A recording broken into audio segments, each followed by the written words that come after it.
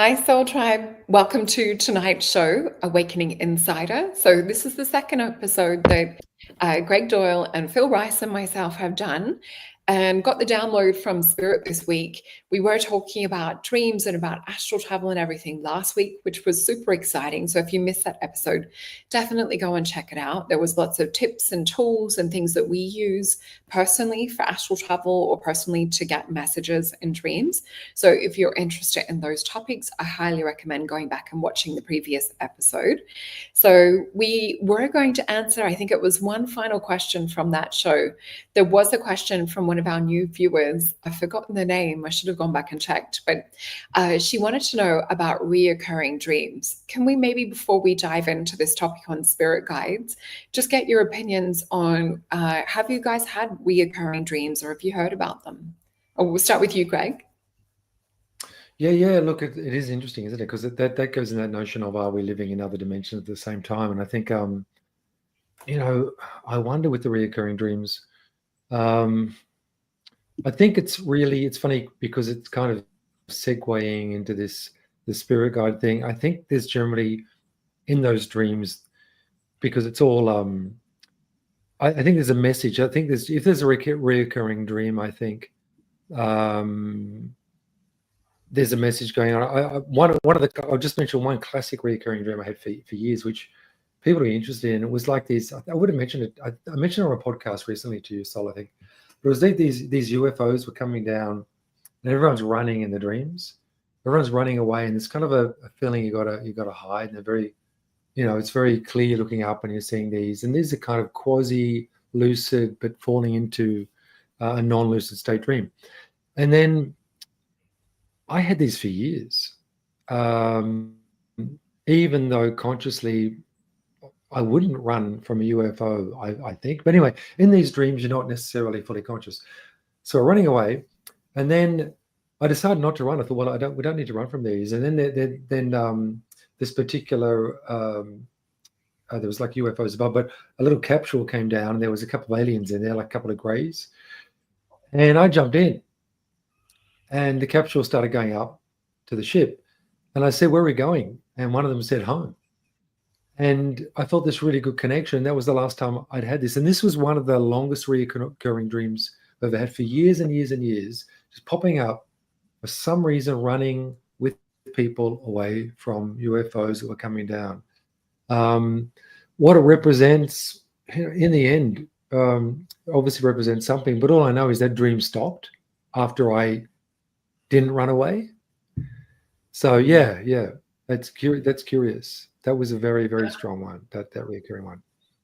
That's interesting. And I can see Phil's a little bit frozen, so I'll just jump in quickly to a reoccurring one that I had. So I think we spoke about briefly on the show last week. I used to have vampire dreams, and they were always when I was in a period of, oh, you're back, Phil. They were in a period of like high stress. But as soon as I realized within the dream, the message, because if we look at it from our subconscious mind, which is more awake and more sort of trying to give us messages when we are in that dream realm or the sleeping, the subconscious message coming was that I'm always protected, that I always have this, I guess, sovereignty. And that was the main extraction that I took from these vampire dreams, was that they couldn't actually essentially touch me unless I gave them permission. But I had, I would say, guardian angels, guides also protecting me. So that was sort of, I guess, my experience of a reoccurring dream. So usually there's something to learn from it. I do have a friend who had a dream that went over 20 years reoccurring. And she would dream that there was this man's face right in front of her. And she, as a college student, went on a tour in Egypt, and they were doing photography. One night, something in her intuition just said, get up, get out of bed, switch on the light. When she did, she saw this man's face that she'd seen in the dream for 20 years prior. So that message in the dream was trying to warn her for when the situation happens, I guess, to run or scream or do whatever she could.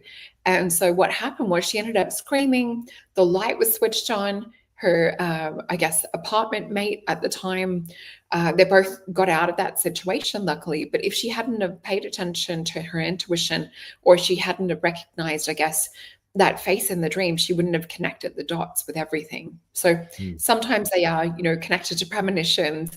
And I know there's a few of us that have had dreams like you're talking about with UFOs and, whether they're landing or making mass contact. A lot of us have had those mass contact ones in this community here, because I know a few people personally. So thank you for sharing that one. And Phil, if we can, hopefully your internet's working. Have you had some experiences yourself with reoccurring dreams? Hey, thank you. Yeah, very interesting stories, guys. Thank you. So for myself, I've found it quite curious that I haven't actually had recurring dreams, because I know lots of people that have.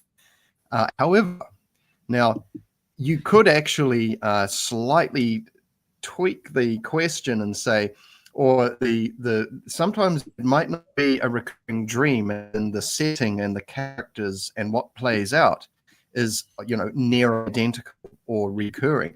Sometimes it's a theme that recurs, and I have certainly had recurring themes.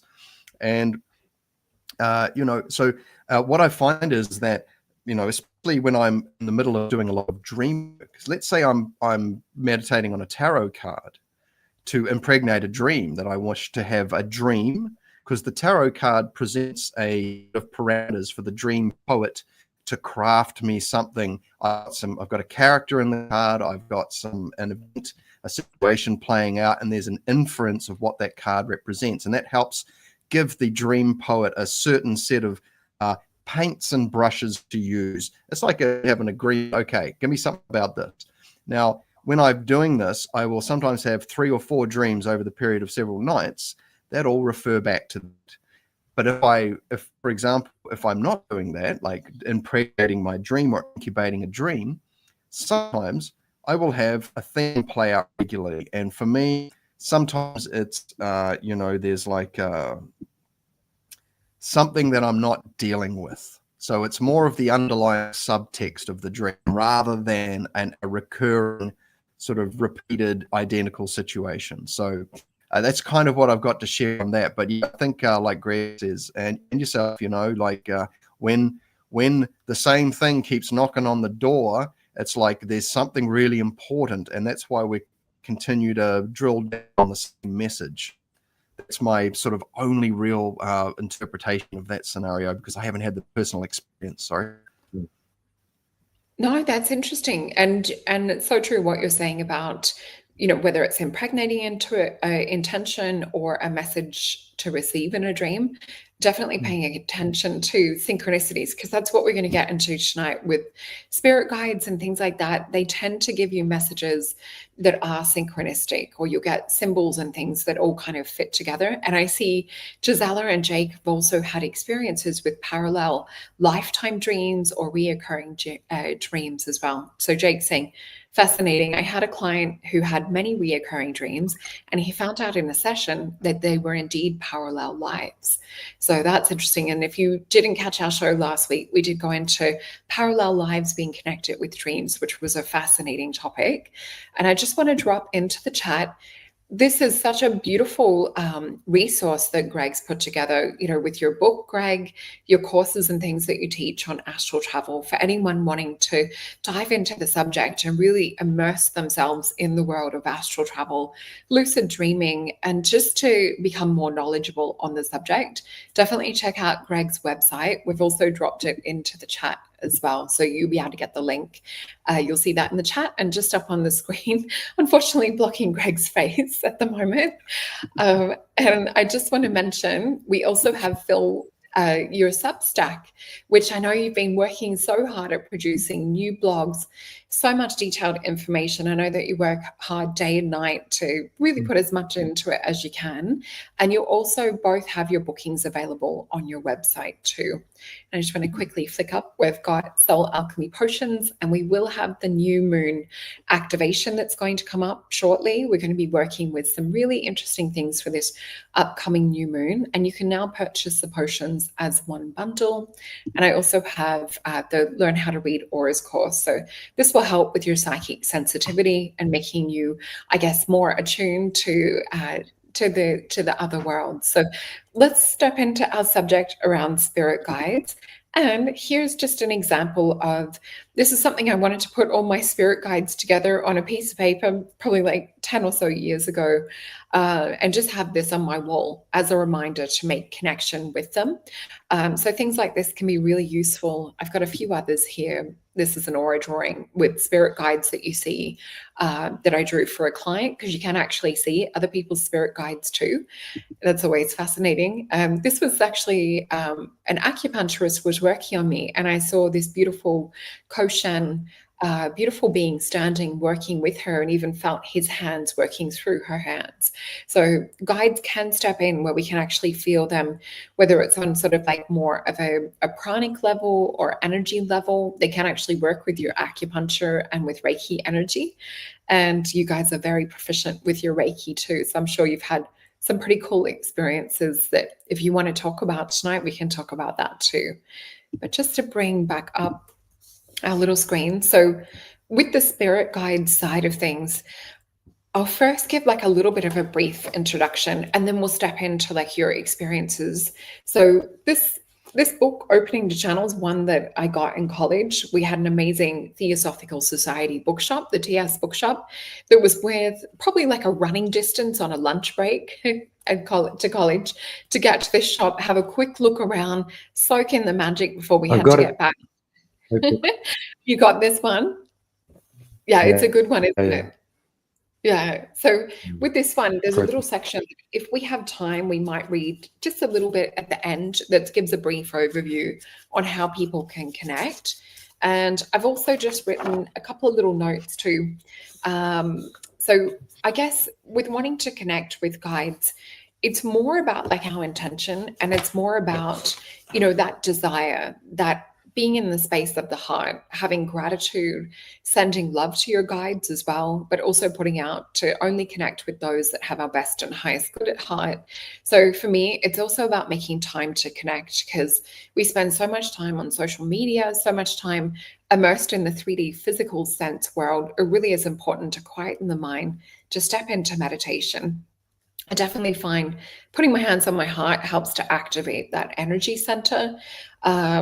Yeah, how about you guys? How is it that you like to connect? And we'll get into how we can hear and see and feel as well. So feel free to go deep in your experience.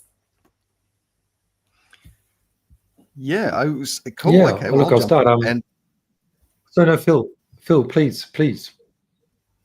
Oh, sweet. Yeah, that's the lag. No, that's cool. So you know, from the point of view of experience, not speaking on from an intellectual basis of my readership and such, from personal experience, especially when I first started having some pretty intense experiences after I began meditating back at the end of 2014, I had a lot of doors kicked open, and I had to manage the influx of information that was coming in, because there was a lot coming in. It was like I was kind of like the new kid on the block, and suddenly all of these I had all these new friends, and they all wanted to talk, and you know, and the information is not.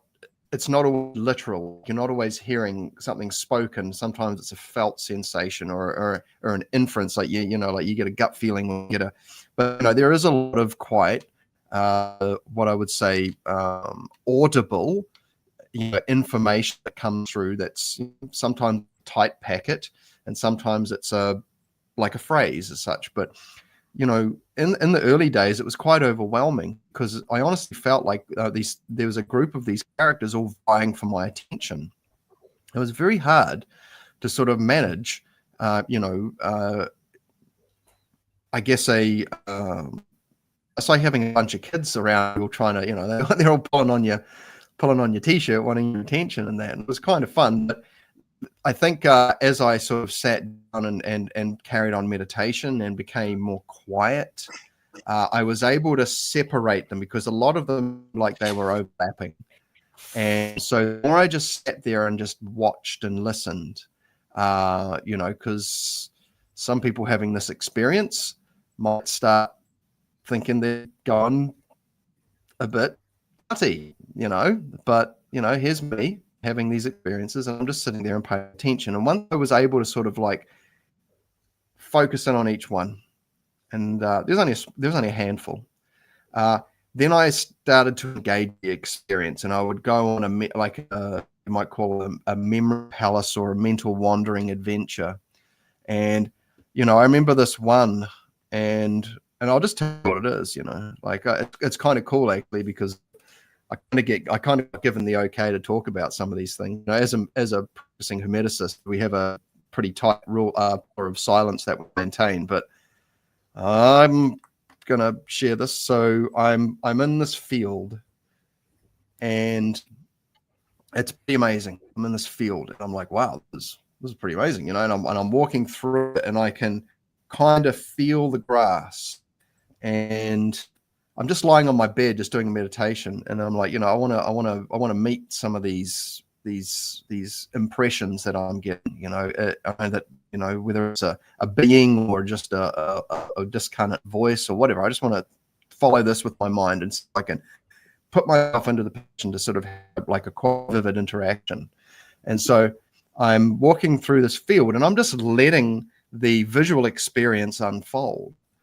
And what I found was that there was a giant tree there, and it was like I don't know whether it was like autumn or spring, but it was just beautiful. This huge tree. It was like one of those huge willow trees, but it wasn't anyway. And I get under this tree.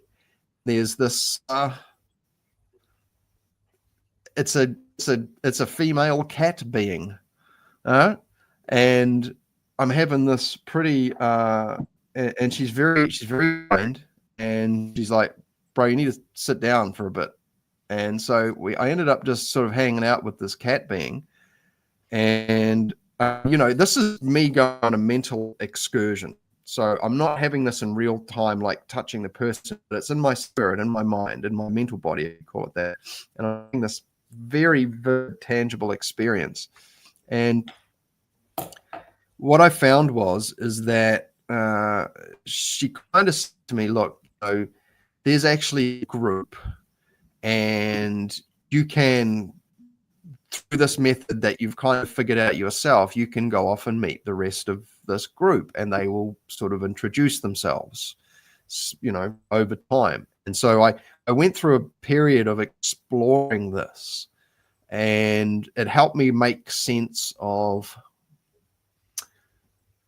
how to make sense of things. Because when you open up the door and all the new information comes through, it could, because some people could drive them, not in a healthy direction. But I took the approach of just paying attention to it, bringing on a mental traveling gimmick of a sorts, where I'm visualizing, and then I go into that environment, and then the environment starts piecing itself together, and then the being forms. There she is.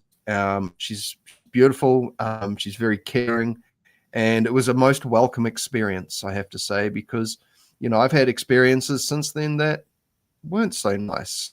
So, hermetic point of view, we are assigned a guardian, and a part of the journey is to make contact with that guardian. That guardian probably might be considered to be more like our holy guardian angel or our higher self.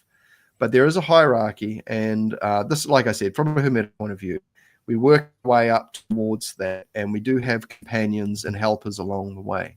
And so that was one experience that I've had, but I don't want to hold the show up here. I'm sure everyone else has got some stuff to share, but I found it valuable. Well, thanks, Phil. And we're having a bit of a problem with your internet too. It's sort of cutting in and out, unfortunately. But I do understand what you're saying about, like, from a hermetic point of view, making contact with, I think in Theosophy as well, they call it the golden solar angel, which is meant to be connected to your higher self or to an angel that sort of resides over you. Greg, did you want to tell us about your experience with spirit guides, or if there's anything that you like to do to help enhance that connection? Yeah, I mean, in terms of like how to connect, you're saying before, like it's it is to get back. It's kind of to get back into a kind of a frequency that I think it's always easier if you've had these experiences. And I would have spoken to both of you about the experience I've had with some of my guides when, like, early on in the astral, my astral experiences when I was going out of body a lot. And I remember the spirit guide chapter came when I kind of put my foot down to the universe and said, look, give me something I can hold on to, rather than, there were lots of alien things, lots of past life stuff. And I remember being quite, adamant that I wanted, and I was looking for an experience that I could hold on to.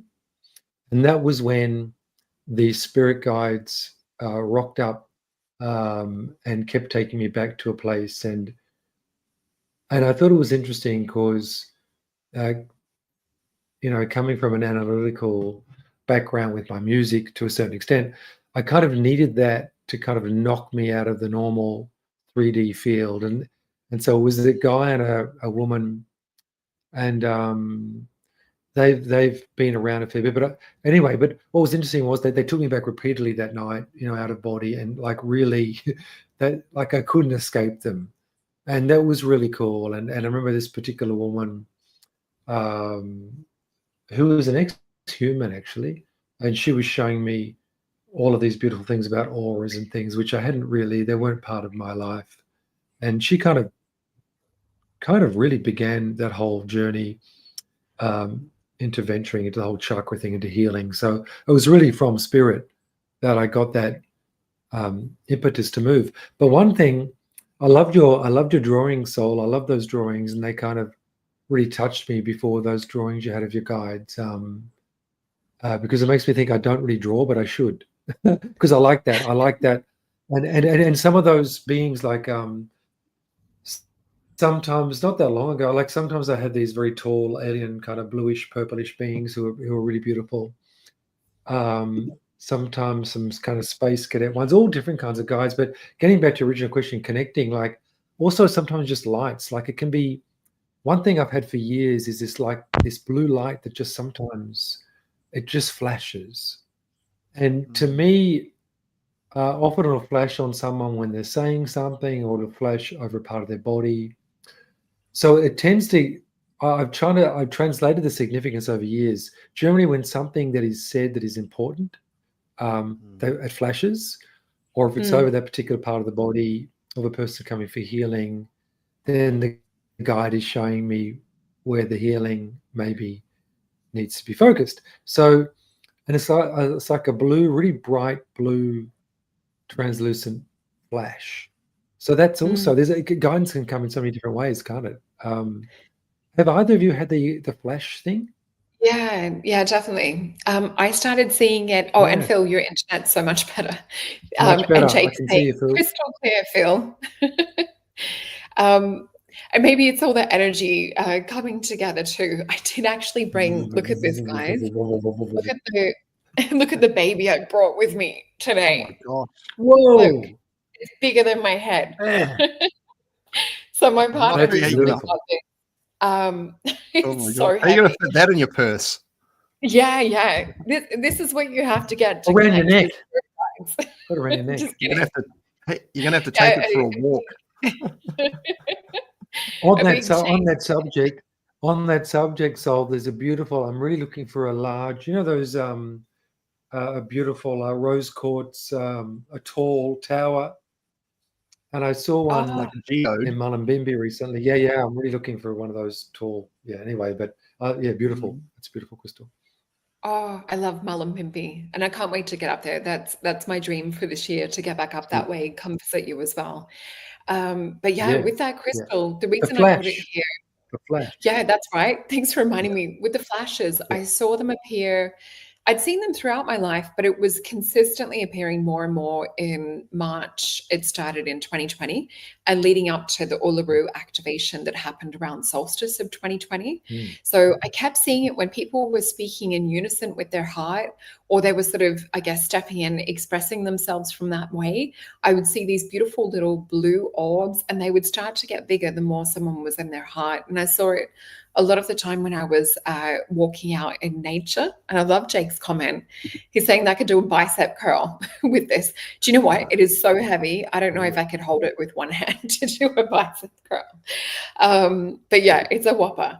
So yeah, with the blue flashes, I also tend to see people that see them are more likely to be part of blue soul group. So this usually encompasses Pleiadians, Syrian, Lyrans, inner earth beings, and Elvish realms. So when we've had lifetimes in 3 or more of these places, we tend to be part of blue soul group. So blue soul groups, kind of the midwife or the people that are helping birth this new awakening that we're having on the earth plane and with humanity. They're also doing it off world too. So it makes sense to me why you and I have known each other for so long, Greg, and we both see the blue, I call it blue flame energy. It's almost like the iridescent sort of blue that you get, or the galactic blue at the base of the flame. It's so beautiful. What's interesting is we don't usually live close to other blue flame people. So we're generally scattered or put in different parts of the world. So it's interesting, you and I lived in the same city for a couple of years and then, dissipated into other parts of the world. But what I'd like to mention with the spirit guide side of things, speaking of crystals, is there's certain crystals, this one in particular, let me just bring this up on a big window. So this one you can see has, let me just count, 1, 2, 3, 4, 5, 6, 7 sides to this face. So these are what's called a channeler crystal. Now, if you're wanting to enhance your connection to work with spirit guides, definitely these will help assist.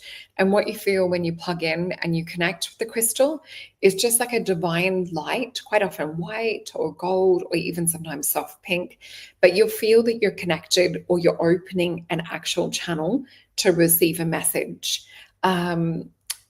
And I think, Phil, we might not have heard your experience. I'm just trying to remember the question that I asked. I think it was around experience with guides. Oh, if there's tips and tools that anyone else can use also to connect with guides. Yeah, so I just wanted to add something too, because that blue orb is a regular occurrence in my life and has been for a while. And when I have people on the table, there's a variety of colored indicators that I get presented with. And, but yeah, the blue orb's quite fascinating because that's a regular show. And it's quite, I haven't sort of determined yet. I'm open to understanding what it is, but there's a presence there. It's lovely. It's got a kind of a warm reassurance about it, and so that's pretty cool. But as far as tips and tricks go, as far as if you're wanting to receive information, it's good to put a question out so that you're giving the entity or the being or the guide, something like, if they feel that there is something important to share, it can be quite challenging sometimes to get things down to the physical. And so, how can you meet the information halfway, right? And so one of those things is stillness, becoming very, very, very still. I've got to say, one of my favorite audio meditations is listening to pink noise. It sounds like a waterfall, and it's quite loud, but once you let that loudness sort of subside and you're there, it sort of fills in all the gaps, and you find that you can become quite still with this noise going on. That's quite good. But nowadays, I mean, back in the day, I would sit with a question and I would just focus on the question, and I would normally get some kind of insight or impression come through. I can't always say it was like I'm always hearing it. It's seldom that I would hear it in a voice outside of my own. I find nowadays that when beings come out, they generally reflect off my inner capacities and my inner mannerisms and things like that. But getting very quiet and clearing the environment as well. Like burn some sage. Don't do that during. Do it before, and probably give it plenty of time to air out, because that can get quite sticky and smelly, that stuff. But that will generally get rid of anything that might challenge them. One thing in Hermetics, we set up an environment conducive for visitation, if you will, or not visitation so much, because we do, you know, I don't personally engage in spirit magic. You know, I do my sessions, and you know, I call on help if I get the nudge to. But setting up an environment that's kind of like I said, it's going to be something that's easy for them to come into. If you've got like wrathful deities hanging from the walls, like, you know, like hardcore, like, you know, protecting deities and things like that, then they might be like, this is a bit full on, bro, you know. So but yeah, I'd have to say that, like, if you can find a quiet spot in nature, that can fuel the likelihood of an experience too. You know, having all that abundant life force around can help to sort of bridge any kind of information barrier passing from one phase into the next. So yeah, sorry guys, I haven't got too much on that one, but I just like getting still, you know, and when like I said, and just painting a question and getting quite specific about it, and then focusing on it, like charging it with mental energy, if you will, and then just relaxing into a blank mind, or just build the tension, wrap that question in some tension so that it densifies it and makes it palpable, and then like focus, maybe a couple of minutes, and then just release, relax, or sung, as they say in Tai Chi, just and let it go, and just sit in that space, and you'll find that something will emerge, bubble up, come in, and then of course you begin your information vetting process, because there's some tricky ones out there too. Yeah. And I think if we strip it back to, because I guess a lot of people, when they're connecting with guides for the first time too, might be sitting in a place of doubt, or am I making this up? Is this my conscious mind or my mental thought? What you'll feel is there's a distinctly different energy that will step in around it. So sometimes you'll feel the density of the air change. You might feel sort of like more of a heart type space, or a light kind of etheric energy start to touch in your aura. So just getting to know what your energy feels like in general, and then you're more easily able to distinguish between when something else is entering your energy space. I think that's a really good tip. And also your spirit guides, it's not that they just communicate to you when you're sitting down or, you know, holding a giant crystal and making that connection. It's, you know, sometimes it's when you're driving, it's the number synchronicities, it's the 333s, you know, it's the 999s, 777s, the white feathers, or it's the message that you'll sometimes get a song, because they also work through our senses. So you might get it auditory, you might get it visually. So just pay attention to the extension of your physical senses. The other thing too is animals and children can also work as conduits, because they are so pure and they're so tapped into the spiritual realms. Guides can sometimes bring messages through. And I had this with my daughter when she was maybe she's 24 now, but when she was about 18 months, there was a symbol I kept reoccurring and seeing not only in visions, but in nature. And it was a triangle with circles on each end. And Spirit kept saying to me, the gateway. So this wasn't even something I talked about with my daughter. Funnily enough, her pair of shoes even had the symbol, just weirdly, as the sole imprint on the foot for the grip, for like the little toddler shoes. But I remember one day we were in nature, and there was sticks and little gum nuts that had fallen into the triangle pattern with the little gum nut on each corner. And I just thought, I'll just say to her, oh, what do you think that is? She turned, looked at me and said, it's the gateway, and then giggled and looked away and went back to being a child. So it was like she just tapped into, whether it's, you know, her guide or higher self, and just channeled that information through. So, you know, we need to pay attention to the environment around us, to those that are plugged in and sensitive, because messages from the guides can also come through that way. And I just want to highlight Jake's comment as well, talking about how, because he works with QHHT, and how clients, sometimes their voices will change. Is that something that you've experienced, Greg, working with clients? Have you noticed that, whether it's during the astral travel workshops or teachings, or your one-on-one sessions, or even in Reiki? Have you noticed anyone communicating messages to you and their voice changing? It's an interesting point, isn't it? Generally, when they're having Reiki, of course, they're kind of out of it. so they're not actually speaking. But like one classic case years ago was this girl who came on. She was quite young, in her early 20s, and she been diagnosed with depression, and she really didn't want to take antidepressants. So she decided to really hit the Reiki. Like she came literally, I think it was twice a week for a few months.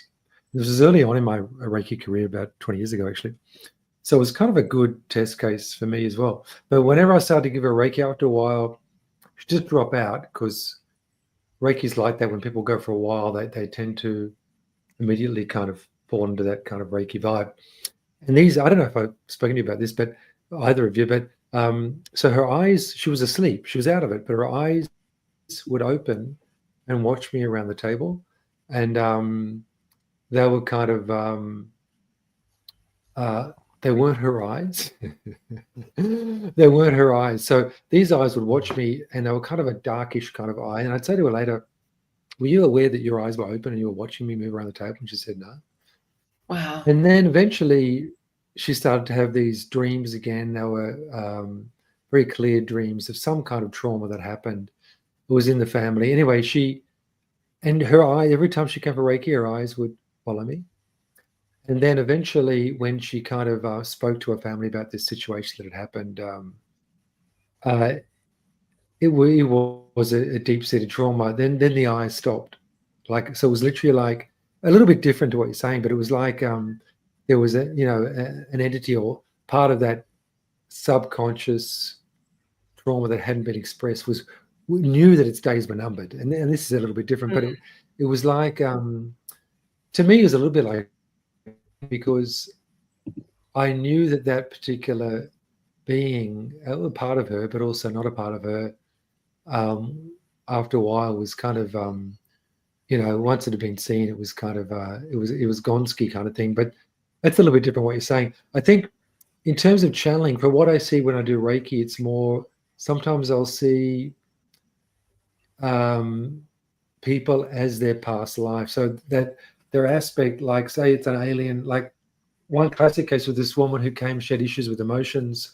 And every time I closed my eyes and gave a Reiki, I saw this really long alien with this bulbous head. It was a very, a kind of a feminine, but very interesting. And I thought, well, this is a bit weird, and I'm not sure if I can really trust. And I didn't need to say to the client. I remember that was also early on. I didn't need to retell it. I didn't want to freak this client out. But what was interesting was the alien was telling me, I've come here to experience human emotion and what that's all about. The woman, the human on the table, she had real issues with emotions and expressing them and all that. So rather than her telling me, okay, this is all past life stuff I'm bringing in, it made sense to me that this alien was kind of telling me.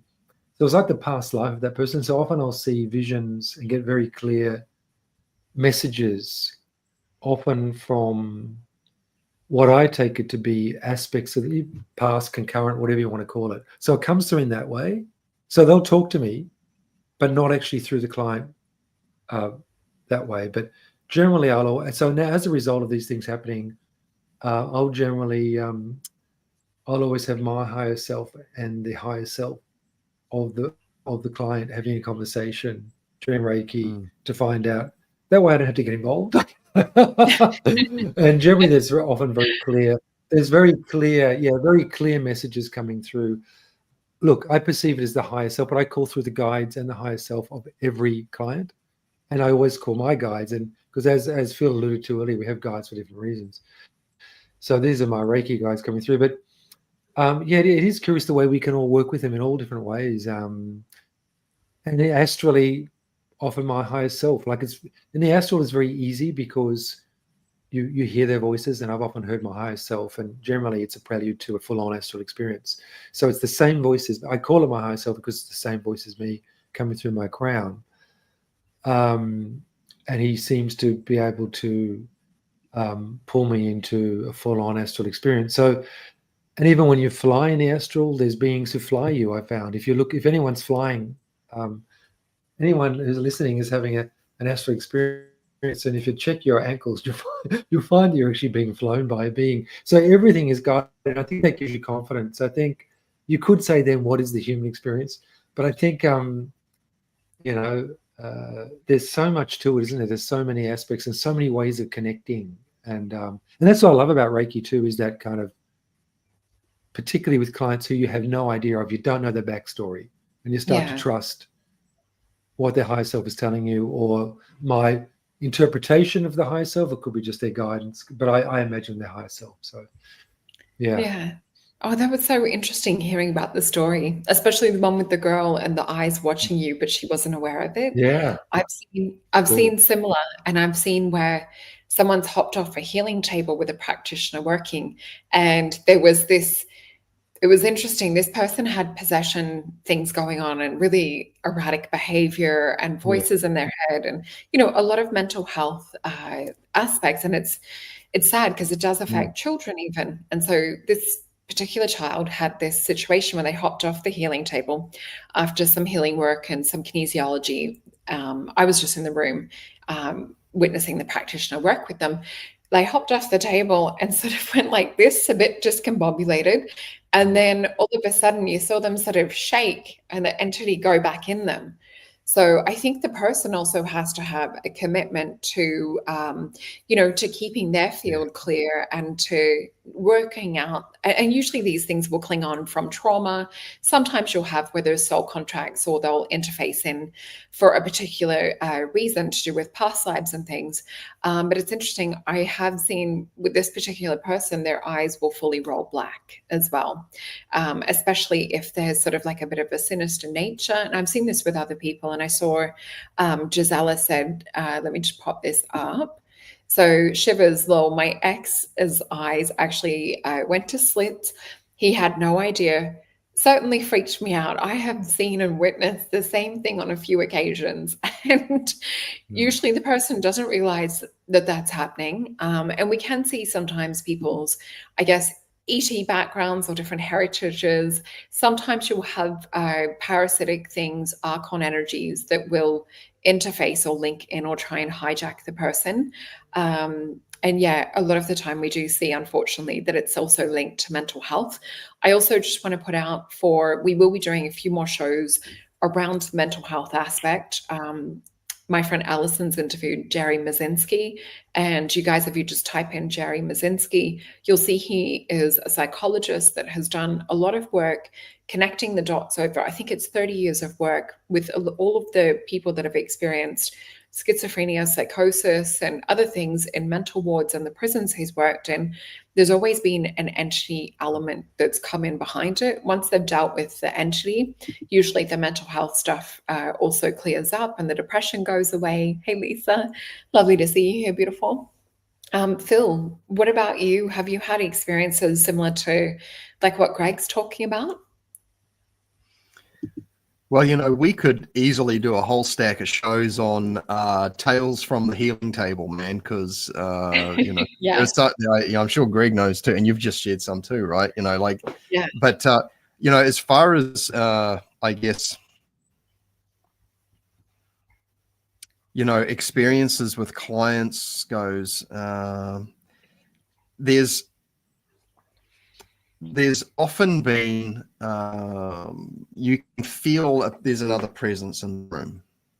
Okay. Especially once you start doing a lot of Qigong work, where you start to you're able to put your awareness outside your body and you feel things. If there was a butterfly in the room flapping its wing, you'd be able to feel the air pressure over here, sort of thing. It's quite an interesting sort of skill to develop. But, when you're like, I didn't really get that until I started doing lots of Qigong practice. But, when prior to that, when I'm just working on the table, just exploring the phenomena of energy healing, and just everyone was different and continues to be. It's not one of these sort of same different day kind of jobs, like there's always something new and interesting. I'm sure Greg can attest to that, and sometimes it's not so much, but anyway, probably as in relation to spirit guides, I'll hear little things, but as far as, like sort of, I guess, quirky behavior from clients goes, probably energetic experiences. So this, like, you know, they'll feel like a flood or a stream coming in or through them or out of them. But yeah, I mean, people who have had emotional issues, and even if they haven't said it, I can usually tell, because they seem to have, you know, there's some physical kind of response to it. Like one lady had a real problem with sort of intimacy with people. She didn't like men for some reason. She felt really uncomfortable with men, and so it was a big thing for her to come to me.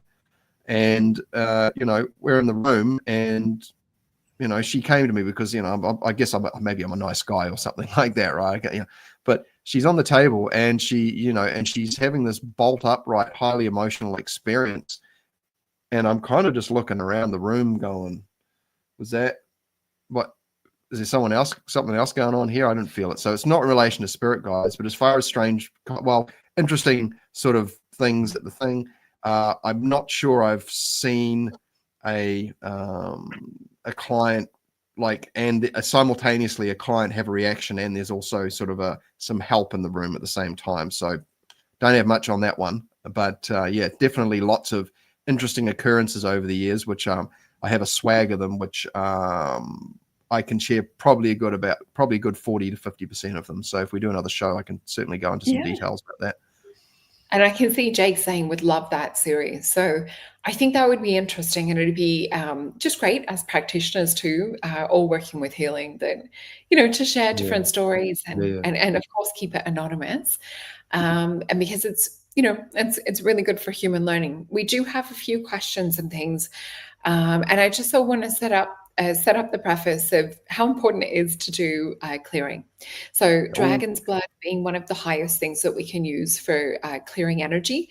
That is a really good one. Also black salt, known as witch's salt, really good to have like a circle of protection, or to put it over the thresholds of your doorways as well. So yeah, that is a good thing with any of this kind of work, and anything that just feels like it's not aligned to your best and highest good, or coming from an unconditional love space. You actually have authority to command it to go away. So I usually will set up like a tunnel or a portal of light out the front of my place, and I'll send them into that if anything comes around. But when you've been working with it for so long, usually you'll have a pretty strict boundary up for darker stuff not being allowed to go in, unless you're kind of running yourself ragged, or you're getting tired. When your energy's a little bit weaker will be when they try and come in. So definitely make sure to do your pre-clears, to do your connection, or if you've got any little prayers or things like that to say. And we are sort of coming to the top of the hour, so I'll just recap. So if we were to put it into like a 5-step process, number 1 would be prepare with meditation, set your intention. 2, relax and let go. Focus on your guide's energy and on your own energy and connection. Number 3 would be listen and to receive guidance with an open mind, and to remember that it's not all just about like how we receive messages from an auditory level. Some of us are quite visual, like myself and Lisa, who's in the audience, will receive, you know, clairvoyant visions.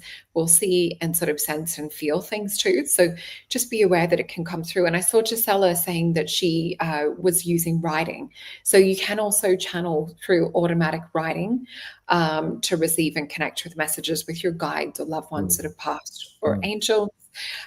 Trust the guidance. That's number 4, and let go of doubt. 5 would be to integrate the guidance into your life with action. So if there's, you know, suggestions and things, they're called a guide for a reason.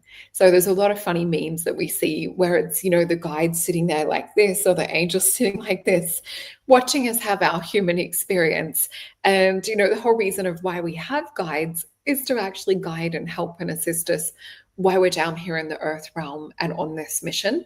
So you'll know that you're connecting with your guides when you feel that space of calm. You might feel like a tingling kind of energy, or like a Reiki energy come in. They'll feel a sense of clarity or inner knowing. So definitely trusting your intuition, paying attention to the symbols and things, or synchronicities like we talked about, and your guides will communicate in a way that resonates for you as well. And if something doesn't feel like it's coming through with love, just remember to send it on its way. Did you guys have any tips that you feel are really valuable that we could add to that or to build upon the experience? No, I love Yeah, what you said there, Sol. I think, so I thought I'd jump in there, Phil. But yeah, as you say, like that Reiki vibe is true. I found it. I've had situations where you could think that externally something maybe not so good has happened, but I felt this incredible feeling of love or like of Reiki pour down me, and I know that is the right thing. So often guidance.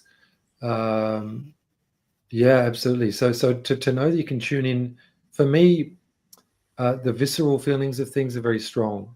Like a little while ago, I couldn't take any electronics. So for a whole week, I couldn't look at a screen. This was last year. Or I couldn't have a Wi-Fi or a Bluetooth speaker. So for a whole week, I just had to cancel all appointments because I felt literally physically ill.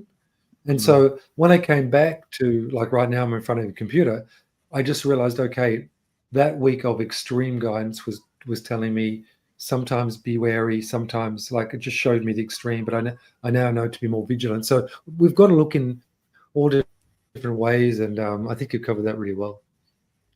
Oh, good. I just wanted to put it together in sort of point form because I just thought, it's hard sometimes when we're trying to conceptualize it because we know what we're doing and we don't even think about it anymore. I know for me, when I'm connecting with spirit, I'm looking at someone's aura and the messages are just coming in automatically. It really is about getting yourself into that conducive space. And sometimes it's just shuffling the tarot cards and it's like you're in sync. So whatever makes you guys feel in sync with your spirit, make you feel harmonious. How about you, Phil?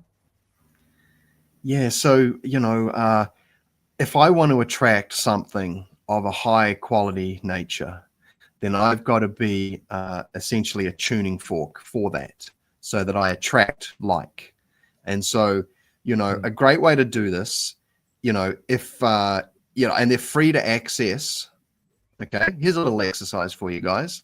Jump on, find a translation of the Reiki precepts, sit with each precept. Do not anger, do not worry, be grateful, be honest in your work or true to yourself, and be kind to yourself and others.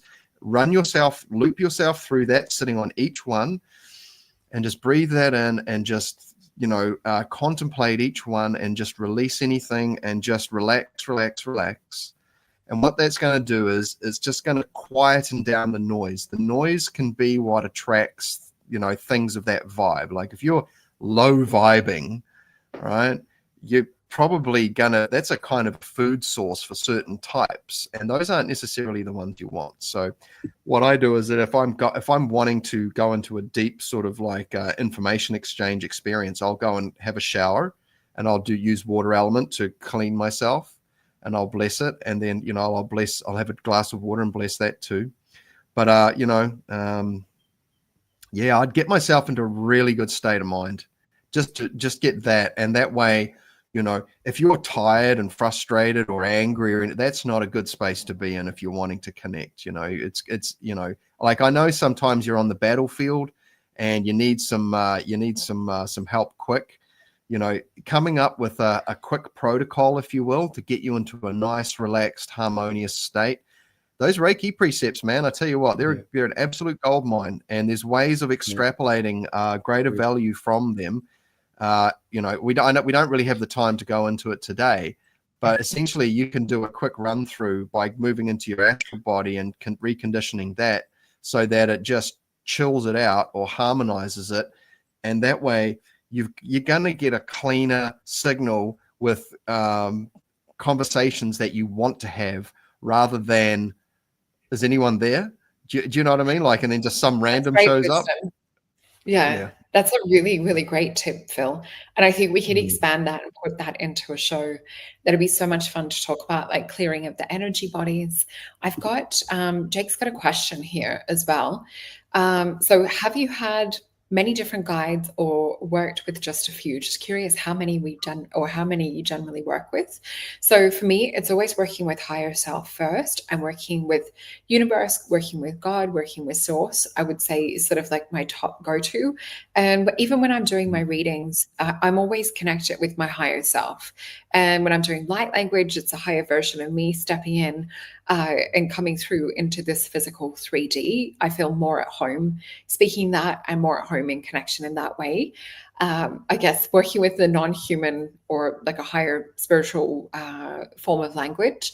But generally what I see with clients is they'll have particular guides that work for different things. So you have guides that are there for relationship purposes or karmic or soul lessons. There's some that are there for your career or for your work, or some that are working with you, as Greg was saying, for Reiki, that you have your guides that you connect with to work in that way. Generally, I sort of see about 12, and you'll see them step in and out of your life depending on what stage you're at. Some will be there from before you came into this physical earth reality. And then you'll see sometimes that it'll be time to move on. But usually you've known your guides before you've had this lifetime, and you're usually part of the same. If we look at it as little pearls in a necklace, you're part of those pearls that are on that one string. So sometimes you're helping assist them, or even in other dimensions, you're assisting them. Did you guys want to answer this question just before we have to go? Yeah, I'll jump in quick and say, Yeah. I'll look. Also, jump in, Phil. Sorry, guys, we're on delay just with the internet today. It's great. Yeah. So, generally speaking, nowadays, I'm just I'm connecting with the highest always. And there's another, but it's something that needs a bit more elaboration. But we essentially we can also connect with non-dual beings, because some people, you're not supposed to heal them. And if you do something that goes against their karmic pattern, so to speak, you can unnecessarily disadvantage yourself. And so, but if you're calling on these beings that are much higher for help, they're not involved in duality. And so, generally speaking, like I'll just aim for the highest. But as far as every day-to-day things go, being a hermeticist, we have a series of practices to help us connect with the high. We're just after the highest quality signal all day, every day, no compromise. Because when you get to the point of like, oh man, I've got maybe 40 years left, I want to do right by that. I only want clean signal, man. Otherwise, I'm kind of wasting time. So hopefully that answers that question there. That's a great answer, and in alignment with what Jake's saying too. So yes, Phil, that's why I always work with higher self and healing to make sure that it's for the best and highest good. So yeah, it sounds like we're all on the same sort of path with that. And I can see Lisa loving that too. How about you, Greg? Yeah, look, one thing you mentioned before about that notion of whether you've known them in a past life, or I remember this one particular female guide who early on was one of my very active guides in the Astral, as in teaching me stuff. So she would so she'd be talking to me in the Astral, and I'd deliberately wake up to see if I could continue to hear her voice while I was fully conscious 3D. So generally the voice would speed up. So that was when I learned that there's no time in the Astral. But she was teaching me all sorts of techniques, particularly Astral ones, like connecting, focusing on frequencies above the head and going for the highest frequency and allowing that to widen out, and you can go Astral from there. So creating portals above you. But she, much like there was a psychotherapist in Austria before I started going Astral. She became a friend, the psychotherapist, and this lovely kind of woman who I kind of felt I'd known her before, and she was like a very powerful. Like that was the first time I'd ever gone to therapy. This was in my 20s. Anyway, when I started going Astral, one of this particular woman who was an ex-human who seemed to be aging in human years in the Astral, because I saw her many times, she looked very much, had the same kind of energy as that psychotherapist who I knew earlier. Same kind of energy. Interesting, I thought.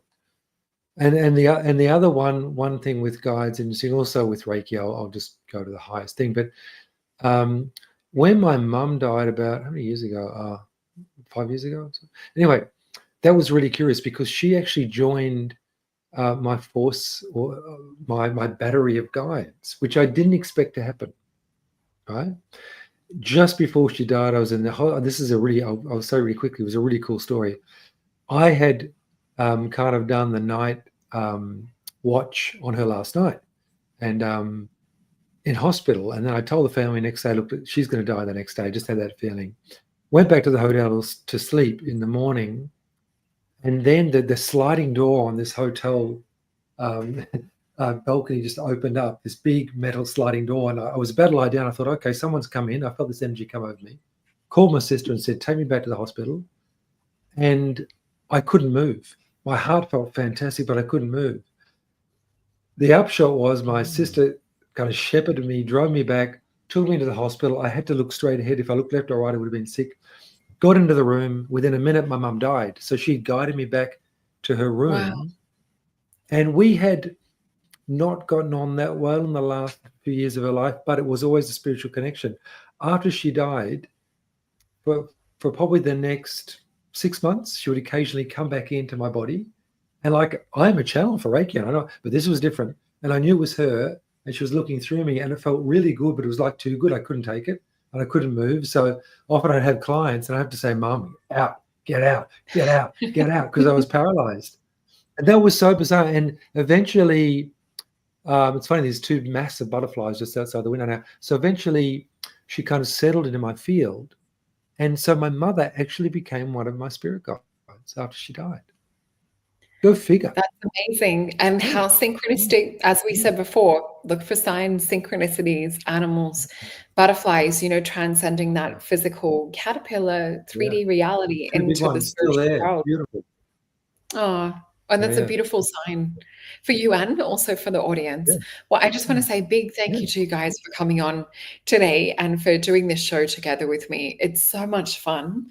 And I just quickly I was looking up, just as we were sort of finishing up, I was reminded of a dream that I had, I think it was last week, and I was trying to look for a picture to show you guys. This is probably as close as this little silver fox that we've got here, if it comes up. I had a dream with a silver fox in it, but it was almost crystalline. So it was like crystalline with this like auric glow.